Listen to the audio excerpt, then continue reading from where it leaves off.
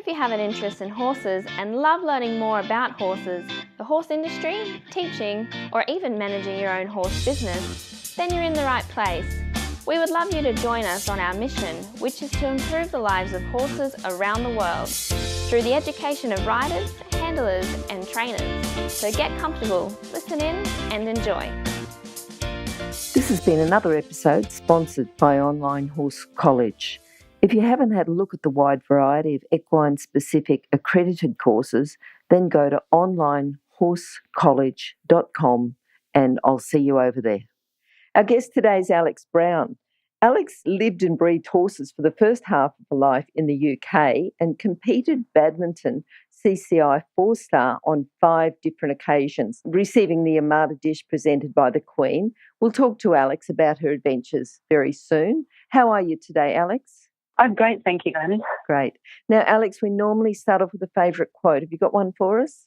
I actually struggled a little bit with a quote. I'm not a huge quote person, but I was thinking back to basically my father always used to say, all through my riding, he'd always say, if ifs and ands were pots and pans, there would be no need for tinkers. And that sort of always followed me because I'm very much a perfectionist, and I'd always, I'd do something, I'd be like, if only I'd done this, I could have done better. If only I'd done that. And he was constantly saying this to me. Mm-hmm. But I'm having just sort of in preparation of this, I actually just Googled it, just checked to see what it means. And I don't think it actually means what we thought it meant. We thought it was like, stop saying if and that, you can't change what's happened, just get on with things. But I think the original version was sort of more around, being overly optimistic of things, which is kind of almost a little bit Freudian of, it's the opposite of what we thought it was. But yeah, so that's sort of definitely going through most of my life. It's always been, stop dwelling on what's happened and just get on with what you've done and be happy with what you've done. And you can't change it. Well, it's like a lot of things, isn't it? It's just perspective. Yes. Different things will happen to different people. So the way that you took that particular saying might be different to the way someone else has taken it, but you've taken it and it's helped you, so you've got on with it. Yeah, exactly that. And it's, still now I kind of feel myself going, finally, and I'm like, no, don't say that. It's not helpful. Don't say that.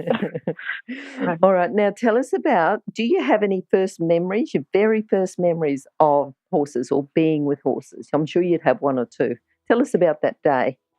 Yeah, well, my parents were into horses and were very into hunting in the UK, and they used to have some hunters. And when I was about 4, they bought a little grey little pony companion for a few hunters. And so my first sort of real memories of horses is, they had their horses registered, they'd go up riding, and they'd leave me, or not leave me, but they'd put me with those people up in the tack room. There's a tack room above the stables, and it was, just that whole beautiful tack room leather smell, and all the walls were covered with in England you get your big rosettes, and first place is red, and it was just covered with the big red rosettes, and I'd sit there as, sort of a 4-year-old going, oh my gosh, I want to get all those rosettes, I want to be like that, I want to be able to have a room full of ribbons and rosettes, and yeah, so that was sort of my first memory. And then, obviously we sort of moved to our own sort of property, and I got more into riding, and we got more ponies, and I remember myself and my sister, who's a couple of years older than me, and so my best friend at the time, so we must have been, I don't know, probably not much more than about 7. We had like sort of 60 acres where the horses would just be running wherever, there's all dry stone wall fences, walls all between, sort of half knocked down, and we'd literally just go up with our head collars, grab the ponies, jump on bareback, and just literally hoon around the field. We'd just spend hours, the poor little ponies, but we'd spend hours just galloping around, jumping these little walls, and falling off and laughing and chasing each other, and just really, and I think that's probably what, sort of, there wasn't anything, there's no finesse or, but it was just get on and have fun, and I think that's what kind of made it. From then on, we were like, ponies are our life, horses, horses are our life kind of thing. Yes, all that time in the saddle, you've certainly used that time in the saddle well, and you might say no finesse then, but if you've got the time in the saddle and the confidence and learning a lot of other skills, you can put the finesse on then a little bit later. Yeah, exactly right. And that's like I've got an 8-year-old daughter now, and that's exactly what it's about. It's down to, you know, that confidence and just getting out and enjoying it, making mistakes and falling off and getting back on and learning from it, or doing it again and getting back on and finally learning from it. And I'm sort of thinking, you know, because you about a career with horses, but by the sounds of it, when you were looking at those, you were in the tack room covered with rosettes. It sounded like you were making up your mind then already, you know, that's what I'm going to do. Yeah, exactly. I think, and it's always, you know, I was the epitome of the horse mad, you know, or the pony mad little girl. And we'd be, you know, off at shows every weekend. I mean, my parents, you know, at the time, you don't realise what to do, but they were amazing. God knows how they did it. You know, they would take us everywhere, doing shows, and you know, I was always like, I'm going to ride horses. That's what I do. That's what I love, and you know, nothing else. You know, I was good at sports. I was good at other stuff, but it was always it has to be the horses kind of thing.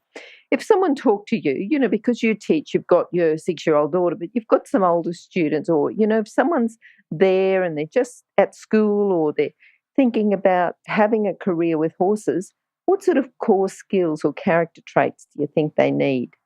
I think you've got to have that passion. I think anyone in the horse world, we're all the same, aren't we? We've got, it's in the blood, that passion for horses. It's also, you know, it's pretty tough. You've got to be a tough cookie. You've got to want to work hard and have a fair amount of resilience. You know, horses are a great leveler. They'll, you know, you'll be winning one day and you'll just not be able to ride a thing the next. You've got to have that resilience and also just want to learn. Just, you know, you've got to be able to learn from everyone you can. You want to, you know, you'll have your trainers or you go to clinics or whatever, but it's also, there's always, you know, whoever you're talking to, you can kind of learn stuff from. And I mean, I've fairly recently moved up to Byron Bay and just sort of, you know, talking to the, you know, there's local 3-4 generation farmers and stockmen and, you know, and it's just kind of in the blood and, you know, it might be a different way of riding or, you know, different stuff they do, but just that kind of horsemanship skills, it's, you know, there's so much you can pick up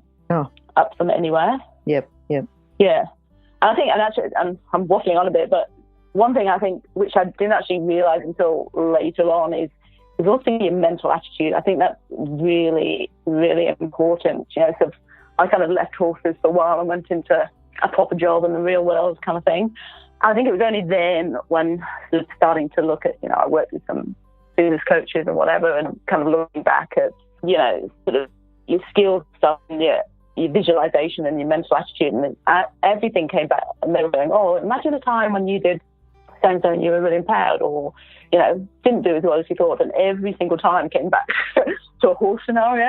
I kind of stepped back and went, oh my God, it is. You know, those times when I went, you know, I can clearly remember a time when I think I was about 12 and I was at a show, and it sounds really materialistic, but I saw that, like, there was a massive cup for winning. It was a working hunter class with a massive cup, and I just went, oh my God, that's just my budget. I'm going to win that. I'm so going to win that. And I did.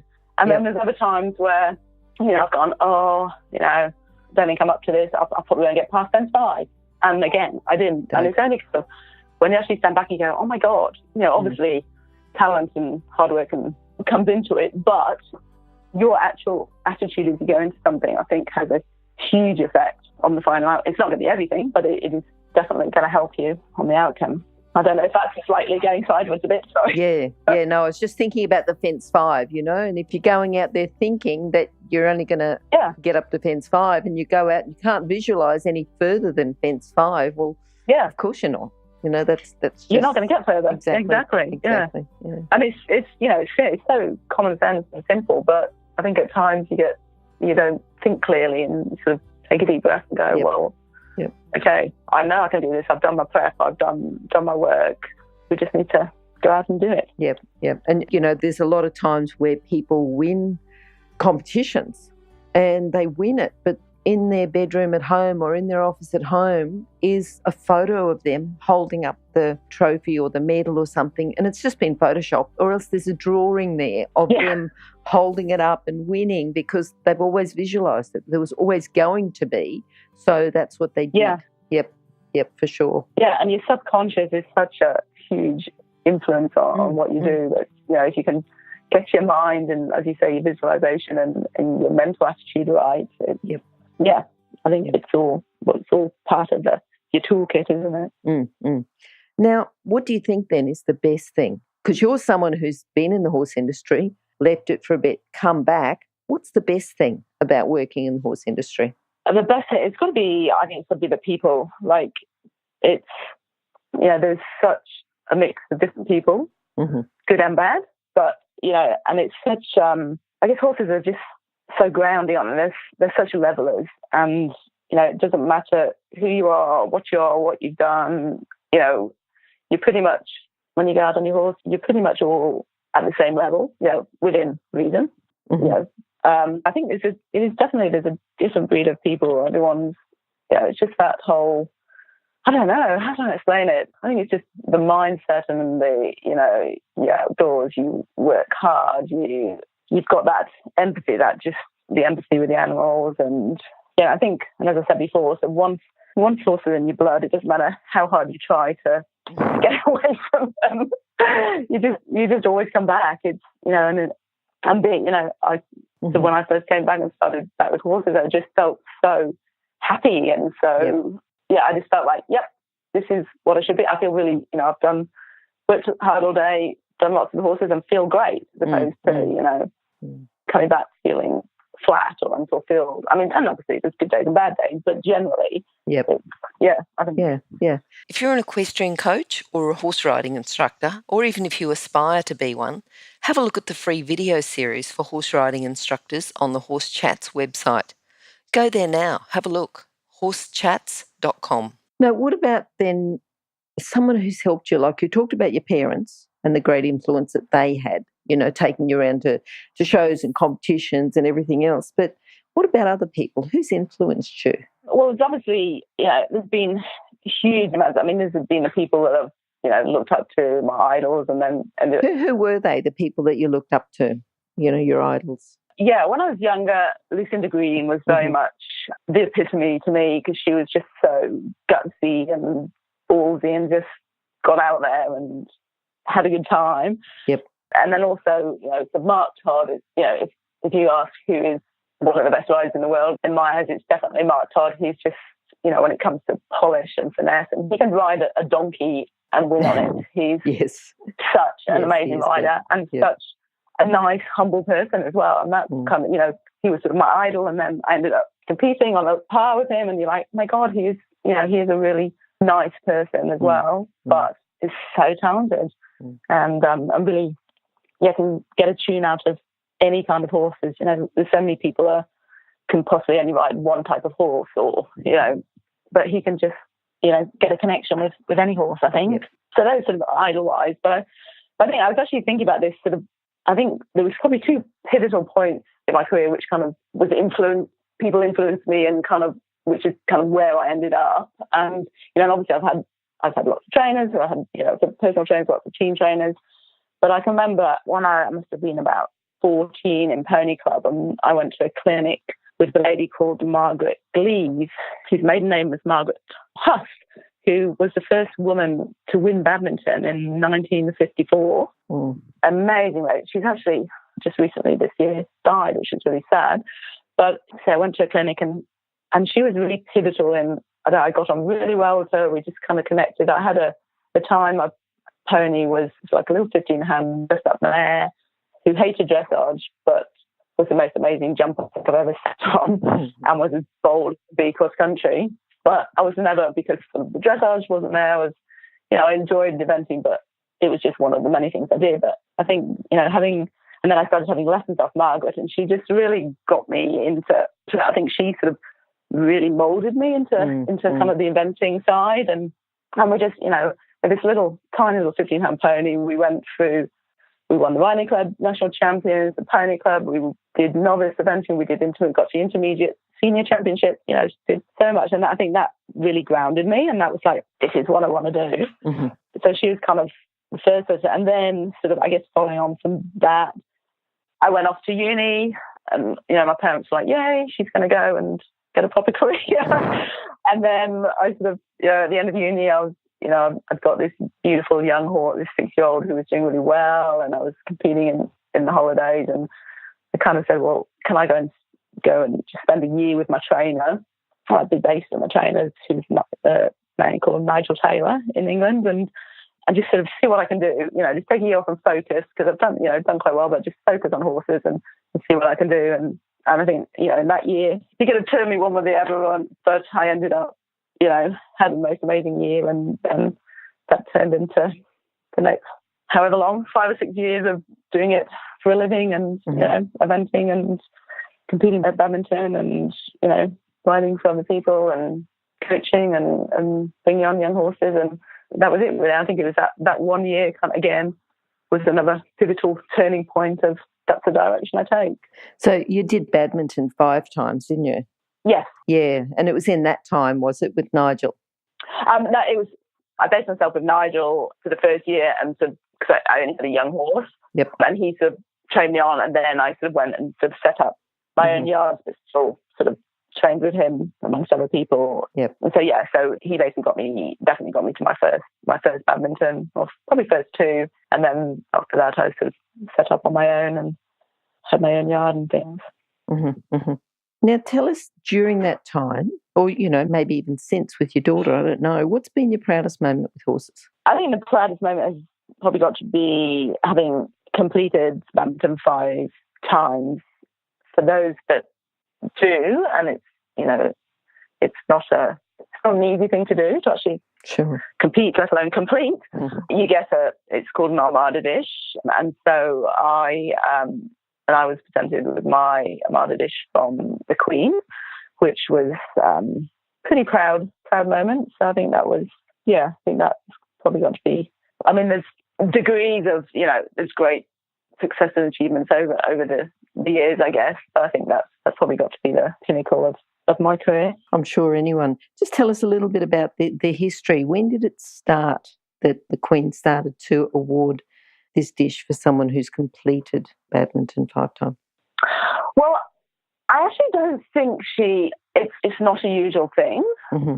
So I actually think probably myself, and I probably need to look this up, the year that we got awarded it was, it was I can't even think why it was a special year, but the Queen sort of came, it was like a special reason that she wanted to come and present the Armada dishes. So I think for myself, and I think that year there was probably maybe 4 others with potentially probably the only receive that from the Queen. Yeah, so it makes it even more special and precious. Yeah. Alex, thinking about winning that Armada dish, what's been the biggest challenge on your way to getting that? Yeah, just tell us a bit about that. What were your biggest challenges to get there? Because everyone wants to get there. Everyone wants to get something presented by the Queen, go to badminton, complete badminton 5 times, compete internationally, do lots of stuff and be very successful. But I'm sure you would have had lots of challenges along the way. Just choose one challenge, your biggest challenge, and let us know what it's been. Yeah, sure. As you say, there's been plenty of challenges of all different shapes and sizes. So I think particularly for me, and I also think it does relate to going forward, it's just the balancing the cost of producing and competing at the highest level. When I was competing at that level, it was obviously a fair few years ago, and so although there was a bit of sponsorship around and get a bit of help here, there and everywhere, but there was no sort of real, there was no main Institute of Sport funding back in the UK. There is now, but there wasn't when I was doing it. And there's a lot of, you were kind of expected to do it for the love, really, which we did. That's why we did it. But from a business sense, was probably not that great. And I think the lesson is kind of making how you balance doing what you love doing and competing at the highest level and, living, breathing horses, but also being a little bit more savvy about having a bit more of a business head to actually sort of help make it pay. Just tell us about the things that you did do to get that income then. Yeah. Oh, well, because I was sort of always seemed to be struggling money-wise, so I sort of would have my yard of horses between about 5 and 8 horses, and I would be either competing for other people, either mine, or I would buy, so each year, buy a couple of sort of unbroken 4-year-olds, break them in, get them competing, so winning at novice, intermediate level, and then kind of sell them on to then fund my sort of 1 or 2 good horses to keep them running. Mm-hmm. But then in the meantime, I'd also be doing quite a bit of coach. So I'd sort of ride my horses and the horse I was riding for other people during the day. Then I'd sort of finish it. Generally, by the time I'd finish yards, it'd be sort of 6:37. I'd then go and teach for a couple of hours. I'd go either coach other people or ride their horses or whatever. During the winter months, most of my horses were having a bit more of a holiday. And then there were, I was just bringing young ones into work and stuff. I'd actually go and they had a local racehorse trainer, so I'd actually go and ride a couple of lots out in the morning. Mm-hmm. So I'd ride 2 or 3 of the racehorses and help them, just with general gallop work, and also their jumping, if there's any jumpers, get them jumping. And then just trying to balance getting the money in. What I didn't do very well was, there's a few instances where potentially I could have sold some horses that were doing well and for a lot of money, which would have helped, but I was, sort of caught up in how amazing they were. And I wanted to ride them. Yes. Which, yes. When you're young and keen and all you want to do is compete all the time, it's that's what you want to do. And so if I'd been a little more business savvy, I'd maybe have made a few different choices. But so when I was doing it, when there wasn't a lot of funding, for example, the first time that I was riding for the British team in France at Compiègne as a CCI 2-star, and I was so excited. It's like, I get to wear my Union Jack flags, and it's all excited. And and all my friends and family were like, yay, great, so what happens next? And then so I'm like, what happens next? Where do I turn up? And, basically, you've got to be in Compiègne on Tuesday. You'll be there till the following Tuesday. See you then. And it's, we had to pay for, the ferry, getting the horse over there. So the ferry and driving across France and, all of those extra expenses. But all of those extra, and then pay for people to ride the horses back at home. And it was great. I mean, it was an amazing experience. I think I came 7th, did really well, but the money that I won wasn't even a fraction of the cost of it to cover for that week. And, but that's all part and parcel, and I wouldn't change. I wouldn't have, my aim was to have my British flags. I wanted to be riding and doing that. So, that was my dream. I would not have done it, but that's just an example that it is, or it was and still is, an expensive sport. So you do have to think about the best ways to actually make it work, not just you're riding the horses, you're doing great with the horses, but you've also got to have some business sense as well, and, get that balance between, your business head and your sort of horsey head to make it work. Yep. And I'm thinking too, while you were riding and competing and you had your 1 or 2 horses, but also the couple of other horses that you were riding, you're using your talent and your skills to increase the value of those horses. Like you said, you could have sold them for a lot more money had you wanted to sell them, but it's still your horsemanship and your skills and everything that keeps increasing while you're doing that. Like those skills keep increasing, but you're still getting an income from giving those skills to other people and other horses as well. Does that make sense? Yes, exactly. Yeah. And the more horses you ride and the trickier horses and the, not so polished horses that you ride, it's all improving your riding, which then helps with the, more owners want you to ride their horses because, basically whatever job you are, it is an interesting sort of balancing act, I think.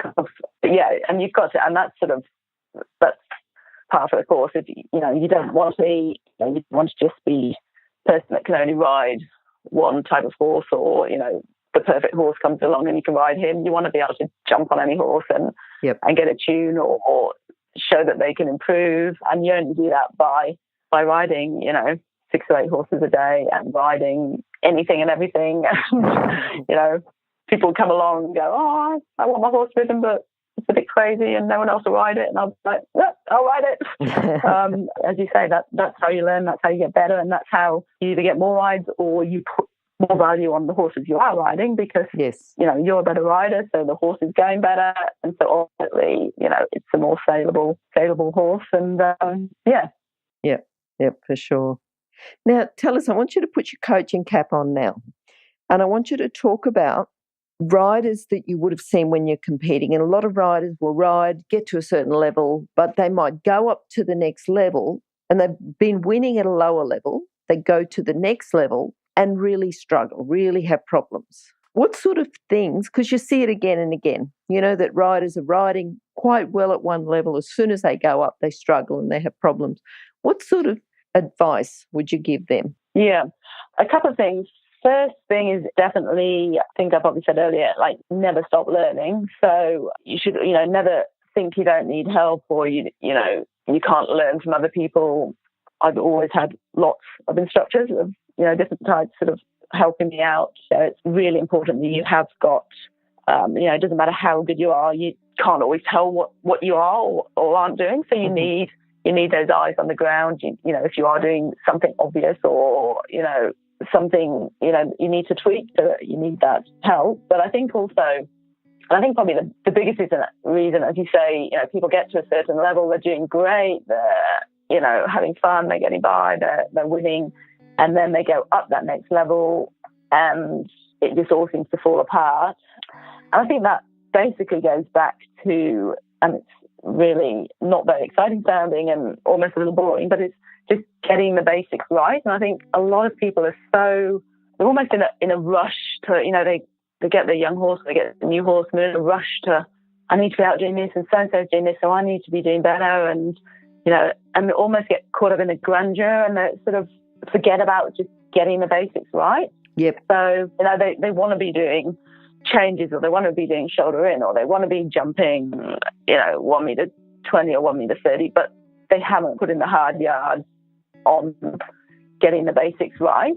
And as, sort of as boring as it is, if you can't canter over a canter pole 20 times and get the perfect stride 20 times and then change it so you're putting 2 more strides in between or you're, reducing or increasing. If you can't do that, then how can you ride a big course properly? And you can get by to a certain level and, you don't have to be amazing up to a certain level. But then when you do go up that notch and things start to get a little bit more serious, that's when the cracks begin to show. And that's when you kind of go, oh, that's where, I need to go back to the basics and put in the hard yards. And, there's no point trying to do my canter changes if the horse is totally leans on inside hand and, it's not tracking up and doesn't even carry himself. How can you possibly, lift his shoulders up and change, So it's very unglamorous, but basically it's, putting in the hard yards and working on the basics and not rushing and not,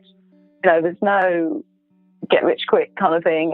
You have to put in the work at home, give yourself a goal, work to that and don't feel like you have to rush. Don't feel like, oh, I've been competing for 6 months a year. I should be, at elementary by now. If you haven't had time to do the training or, your horse not right or something's happened, then you shouldn't be there. And you have to just remember that you just put in the hard yards at home, do the basics and don't feel pressured to rush into things half cooked, basically. Yep. Wait, can you hear anything? No? That's because we're waiting for someone with a good quality horse product to be advertised here. If that's you, then contact us, horsechats@horsechats.com, and we'll send you the details. Thanks. You're talking about putting in the hard yards and getting the basic rights and getting them established and also having the eyes on the grounds. But I want to take you back to what you said about commencing in the horse industry because you're quite strong on the mental attitude and the wanting to learn. And I think if you've got the right mental attitude and you want to learn, you will go back and you'll put those hard yards in and you'll get things established and you'll learn from your experience and to be able to progress on to the next level. Yes, definitely. And you've got to have that passion. You've got to want to do it because it's, it's not so bad. I know in England when it is, freezing cold, it's in January, February in England and it's, sleeting and cold and damp and miserable, but you've still got to get out there and you've still got to, ride your 6 horses and, they're on a program, they're on, so you've got, you can't just go, oh, well, can't be bothered this week. We've got next week, because there's never next week. There's never enough time. So you've got to have the dedication, basically. Alex, have you got a book that you can recommend to our listeners, something that can complement their training? To be honest, off the top of my head, I don't. I would just recommend, as I said before, you can never stop learning. So read everything, listen to everybody. You don't have to take everything away, but make sure you listen to people, and you can, take this from here, take that from there, if it works for you. But definitely just... You're just saying read everything, like don't stop learning. Yeah, exactly. Yeah, not one book in particular, but just read everything. Yeah, I think that, and it depends sort of what you're into and what works for you. It's kind of, you have to sort of find what works and try that. But as I say, there's so, everybody, whether it's in the sort of discipline that you're interested in or it's not, but it's still in the horse world, everyone has got, within reason, has got, something that, you can learn from, I think. And everyone's going to have their gaps, aren't they? The gaps that they want to learn something in particular. So we've got a lot of books that we have recommended, and they're on horsechats.com/books. So if people go and have a look there, think about the gaps, think about what they want to learn, and then make a choice from there. But don't make one choice. You'll come back again when you want to learn something else and have a look at that and go on from there. Yeah, exactly. And everyone sort of has this, different ways of doing things. So, two people could be telling you exactly the same thing, or you could, the book could be written, this is kind of the outcome they want, but one way that they actually describe it resonates more than the other way, even though basically it's very similar. Yes. I've seen that quite a lot, sort of with coaching people. You'll sort of say something and go, do this, and it's just not working. And then you say exactly the same thing, but, in a slightly different way. And you haven't actually changed what you're saying, but you just use a different way to describe it. And all of a sudden the penny drops. It's like, oh, you mean, go between both legs and both hands in a straight line, something simple. Yes. And it's, so it's kind of, you have to, which is the same with books. I think you need to kind of find, what resonates with you. And that might mean reading everything you can get your hands on. Yep. What are you looking forward to now? You've got your daughter riding. I know you've sort of been doing some coaching. What are you looking forward to at the moment? And you've got a new property too, haven't you? You're just setting up a property, is that right?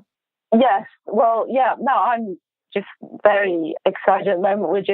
I feel like I've sort of come full circle from the horse world, went out, and now I've come back home, so to speak. Mm-hmm. And so, so just really looking forward to it. I've been working with quite a few people locally here, just coaching them and training and helping bring on some young horses. And it's been really great. So I'm just looking forward to doing a lot more of that. Also looking forward to my daughter who's just started at Pony Club. So she's really getting into Pony Club, which is awesome. I went all through Pony Club. I think it's, a great way to start off your career. And so she's, starting doing little competitions, and one day she'll listen to me, the advice I give her, but not happening at the moment. Really looking forward to just doing a lot more, getting back riding and coaching and, I love bringing on the younger horses or the horses that might be slightly quirky and, just getting them going. And, you get I think when they're like that, you get such a sense of satisfaction that, you can actually see that you're turning them into a definitely. really nice horse. And it's it's always a very visual and very, obvious kind of, you really see the results. So that's... And it does take someone with a bit of experience that's worked with a few quirky horses too, to be able to know when to ask them a bit more, to know when to back off. It's a little bit of timing, but it's not for everyone to get those horses. But, once you've got the knack and the timing and the eye and the skill and everything, they can be very rewarding. Yeah.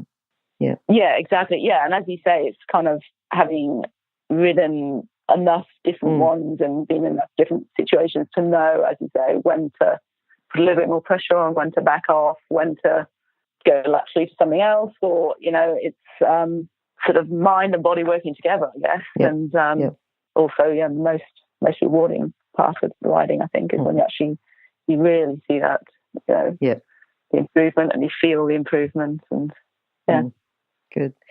Okay, now Alex, can you summarise, think about your philosophy with horses, your overall philosophy. If you could summarise that into a lesson today for our listeners, that'd be great.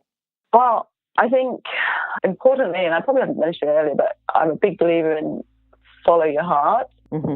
If your dream is horses, then definitely follow it and give it a go. As I say, I went off to uni and was supposed to go off and, do the whole career thing, but I'm so glad that I didn't. And I, actually financially and in a lot of ways would probably not be seen as a great thing to do. But, I kind of followed my dream, and I wanted to see if I could, ride at the top level. I wanted to see if I could do badminton, and I did. So I think you have to, if you've got a dream and you believe in it, give it a try. There's no downside. But also, having said that, you've got to be in it or not. I think you've got to put in the work. You've got to, as I was saying before, you've got to get the basics right. You've got to be, with horses, if you want to be successful, you can't do it half-heartedly. You've got to be very committed and give a lot. You've got to be very tough, resilient, and also I think be open to learning. You've always got to be learning, learning new things, new thinking, and just don't try and run before you can walk. As I said before, get the basics right and know what you're aiming for, know what your plan for the next few months is, where do you want to be, and work to that and work hard and, put it in the work, and then down the line that will just totally, pay dividends. And, if you do have issues, it's easier to fix. When you go up to the next level, you've got the grounding, so you can go up to the next level. So it's all, as much as it's tempting to just rush and skip things, I think you do, you need to put in the hard work, basically. Mm-hmm. Mm-hmm. Yep. Now, Alex, how can people contact you? Easiest way to contact me is either by email or mobile. My phone number is 0403 940 468, or best email is amorleybrown@gmail.com, and I'll just spell the first bit, which is amorleybrown@gmail.com. Yeah, and if you happen to, that'll give you a clue. If you happen to look up on badminton and go, there's no Alex Brown, I never did badminton. I was Alex Morley. Okay, no worries. Okay, now, Alex, if people have missed that, they can actually go to Horse Chats. So it'll be horsechats.com/Alex Brown, or just go to horsechats.com and search for either Alex, ALEX, or Brown, and that episode will come up, or the interview will come up. Thank you, Alex. It's been wonderful talking to you today. I've certainly enjoyed your journey, your journey sort of from your very first pony and competing and, going through the challenges of competing at top level. But, interesting that you're sort of out there now, and your daughter, and you're helping your daughter, and you're coaching, and you're still doing stuff with quirky horses, which is brilliant. So lovely catching up with you today, and hopefully we'll talk to you again very soon. Yeah, that was lovely speaking to you. Okay. Thank you very much. Thank you, Alex. Bye. Bye. Now, if you're still there, you probably know that I'm absolutely passionate about education within the horse industry. That's why I host this podcast. My other venture is Online Horse College. Have a look now at onlinehorsecollege.com, and I'll see you over there. Remember that our comments and instructions are general in nature and do not take into consideration your individual horses or your individual ability and circumstances. If you enjoyed this podcast, then please leave your comment below.